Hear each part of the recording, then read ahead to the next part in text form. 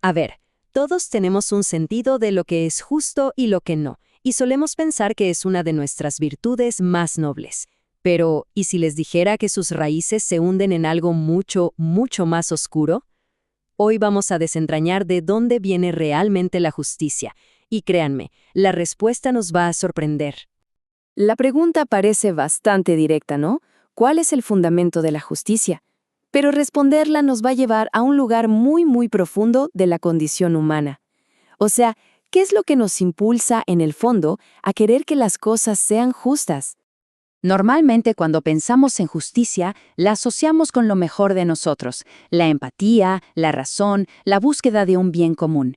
Es una virtud elevada, ¿cierto? Es la base de nuestras leyes, de nuestra ética, de todo.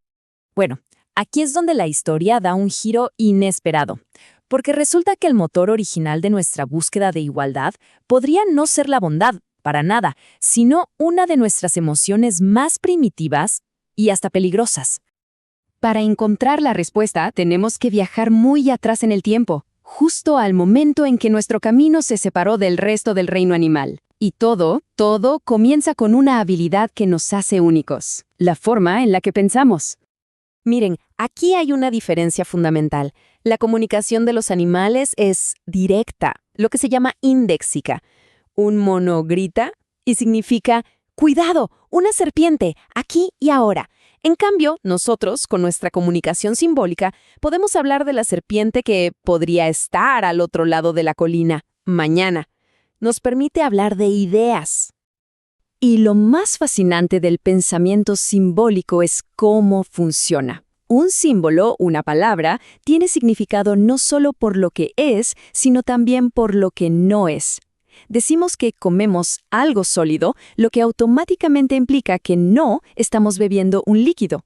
Esta simple capacidad de negación, esa lógica del no, resulta que es la base de casi todo. Y esa pequeña chispa simbólica, fue como encender la mecha de una explosión en la capacidad humana. Nos permitió por primera vez pensar más allá del aquí y el ahora. Un lingüista, Derek Bickerton, lo llama pensamiento fuera de línea. Es, básicamente, la habilidad de jugar con ideas en nuestra mente. Ideas sobre cosas que no están aquí, que ya pasaron o que podrían pasar en el futuro. Y esto, por supuesto, lo cambió todo. Nos permitió planificar, crear herramientas para hacer otras herramientas. Esto, a su vez, hizo que pudiéramos acumular conocimiento y pasarlo de generación en generación. Y lo más importante, empezamos a definir conceptos abstractos como bueno y malo. Así, básicamente, nació la moralidad. Y con esta nueva capacidad para la moral, nos encontramos con un verdadero enigma de nuestra historia temprana. ¿Cómo es que surgieron sociedades de cazadores que eran pero tan igualitarias?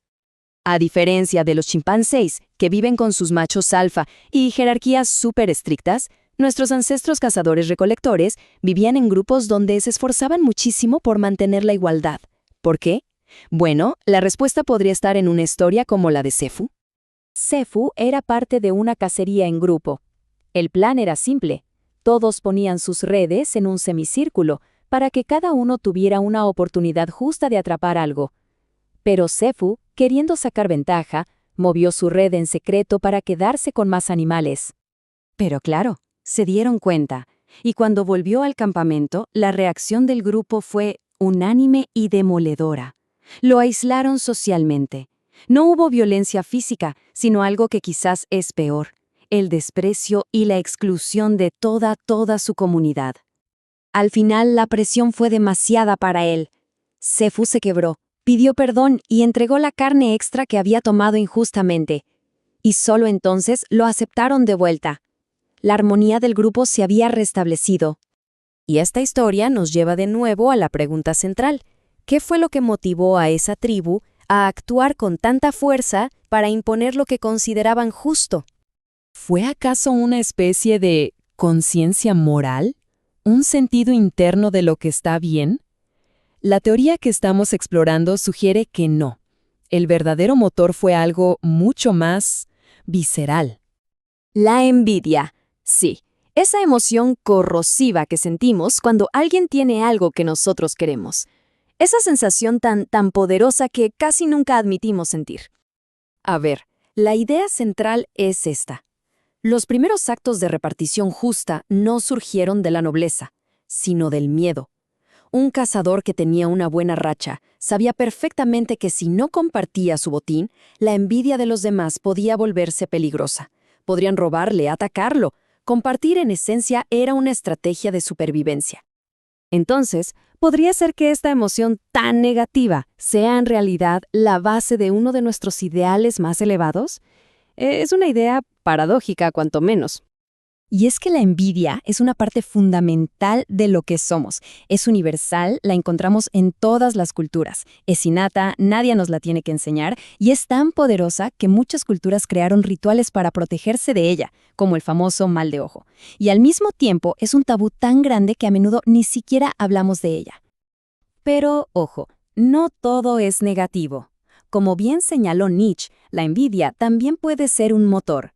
Puede ser lo que nos impulse a competir, a mejorar, a esforzarnos por conseguir lo que otros tienen. La envidia entonces tiene dos caras. La misma emoción nos puede llevar a querer destruir lo que tiene el otro, o nos puede inspirar a trabajar más duro para conseguirlo por nuestra cuenta.